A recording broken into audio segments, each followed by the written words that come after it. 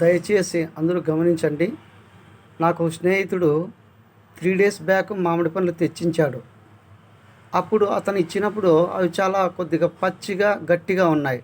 సరే, ఒక 1 day 2 days ఆగి తిందామనేసి నేను 2 డేస్ తర్వాత మామిడి పండ్లు ఏమైనా చూద్దామని దగ్గరికి వెళ్ళాను. దగ్గరికి వెళ్ళి చూస్తే ఈ ప్రకారము క్రిములు పురుగులన్నీ బయటకు వచ్చి చాలా మామిడి పండు ఇదిగా అయిపోయింది.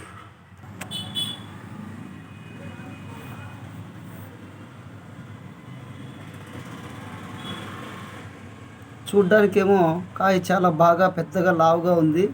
తిందామని దగ్గరికి పోతే ఈ ప్రకారము పురుగులన్నీ కనిపిస్తున్నాయి. కారణం ఏమంటే మొన్న వారం రోజుల నుంచి అక్కడక్కడ వర్షాలు పడుతున్నాయి.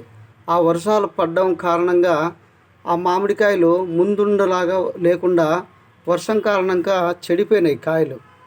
అందుకోసము ఈ మామిడి పండ్లు తినేటప్పుడు, ముఖ్యంగా మరి పిల్లలకు పెట్టేటప్పుడు కాయ కోసిన తర్వాత చాలా జాగ్రత్తగా పరిశీలించి తినడం మంచిది. పెద్దలు కూడా మామిడి పండ్లు తినేటప్పుడు చూసుకొని జాగ్రత్తగా తినండి.